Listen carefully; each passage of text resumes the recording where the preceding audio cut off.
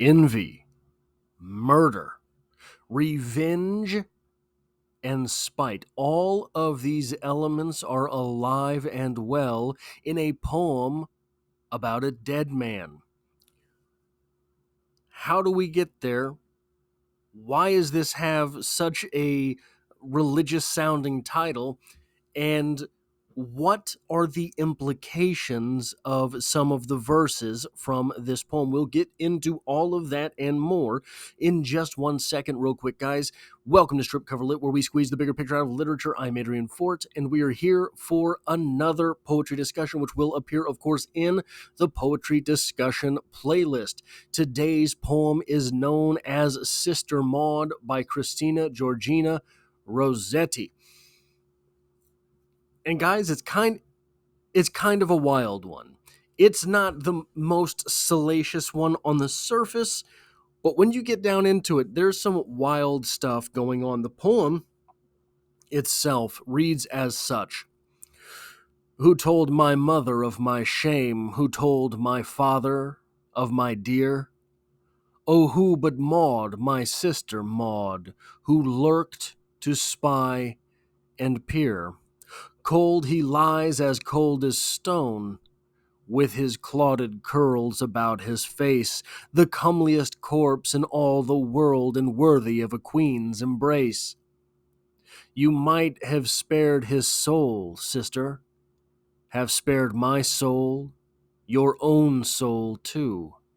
Though I had not been born at all, he'd never have looked at you. My father may sleep in paradise, my mother at heaven gate, but my sister Maude shall get no sleep, either early or late. My father may wear a golden crown, my mother a crown may win. If my dear and I knocked at heaven gate, perhaps they'd let us in. But Sister Maude, oh Sister Maude, bide you with death and sin. So let's just sort of go through this line by line. Who told my mother of my shame?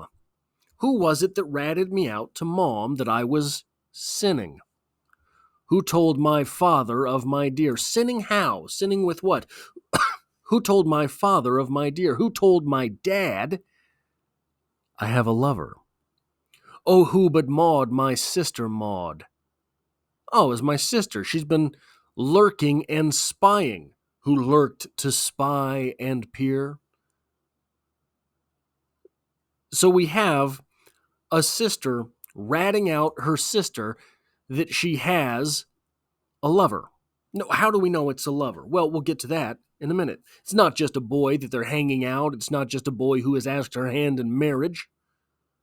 This is a lover.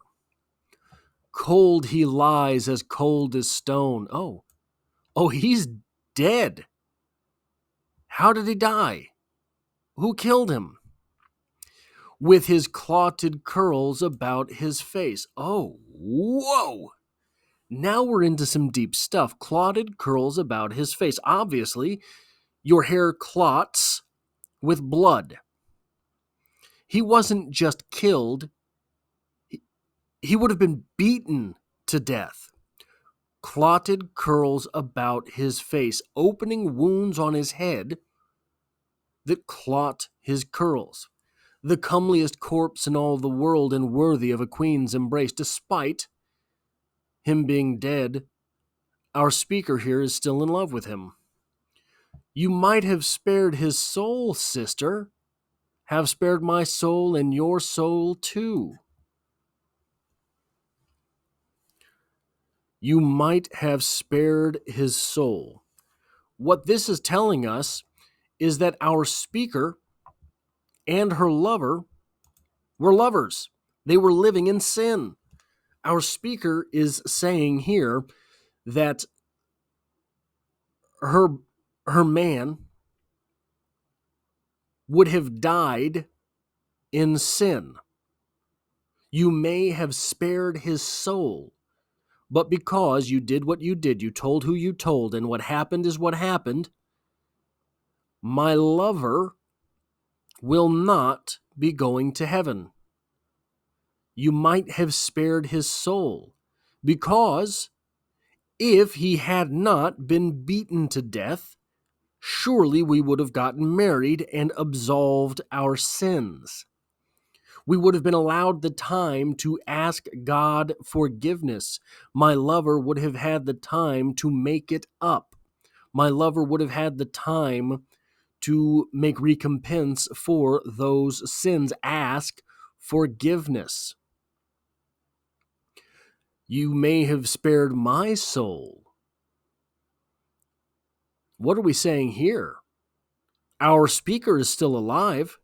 Our speaker could still find resolution, absolution. But what our speaker is saying here is that now I have no choice but to live the rest of my life in anger. I have no choice but to hate. I have no choice but to desire harm. I will live in this sin rather than ask forgiveness and move on. Your own soul, too. Here, we have perhaps some rebuff of everything I've said. How is our sister, Maude, living in sin from this point forward? Is she a liar? Has she lied? Has she said that my sister and this comely corpse, this young man with curly hair, they're making love premaritally, but lied? Obviously not. Seemingly, obviously not, because our speaker keeps going into this very fact. So this is confusing for me. This is the one part of this poem I'm not quite sure about. How is the sister's soul in peril here? It is possible she is a liar. Perhaps, though, what is being said here is that the sister character did what she did from one of the seven, was motivated by one of the seven deadly sins, envy. She was envious of her sister. Though I had not been born at all, he'd never have looked at you.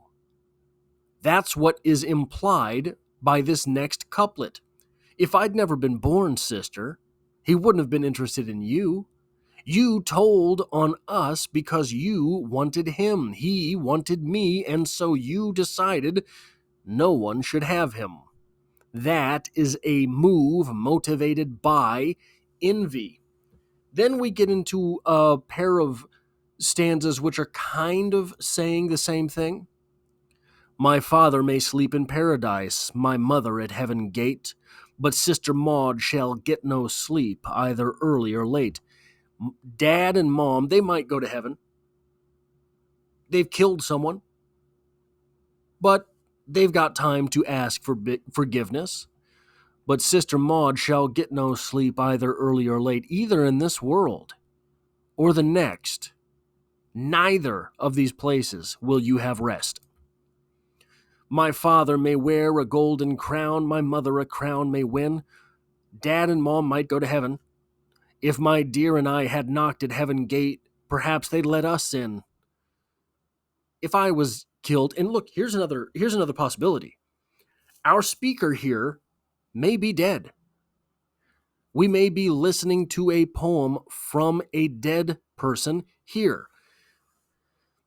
That is another explanation for the fact that our speaker conceded up here may have spared my soul. This suggests that the sister was an honor killing, right? Was involved in the honor, included in the honor killing. But maybe we are young enough or blameless enough that we'd get into heaven. But Sister Maude, oh, Sister Maude, bide you with death and sin.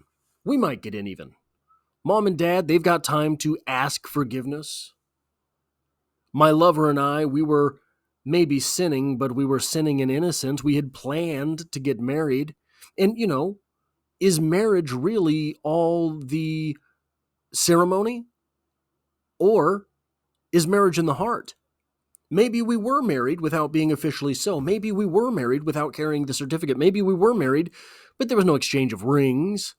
Maybe we were married, but not in the eyes of society. Maybe we were married in the eyes of God, but not man. But you spiteful bee, you will never go to heaven. I think that this poem was published in 1862 in something called a collection called Goblin Market and Other Poems, Goblin Market and Select Poems, something like that. This would have been scandalous at the time. This would have been pretty scandalous. But we have what is a poem which is quick to read and kind of fun, kind of a jingle. But when you get down to it, there is some nasty stuff going on here.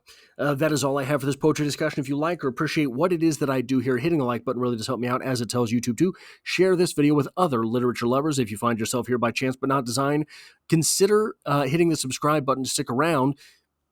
Literature is the only thing I do on this channel, dropping multiple videos every single week. There's poetry every Monday. We're currently going through Ernest Hemingway's Finca-Vigia edition, short story by short story. Recently finished up Dubliners by James Joyce. We're currently reading through as well The Great Gatsby by F. Scott Fitzgerald and Carrie by Stephen King. So, as always, I hope to have you back for the next one.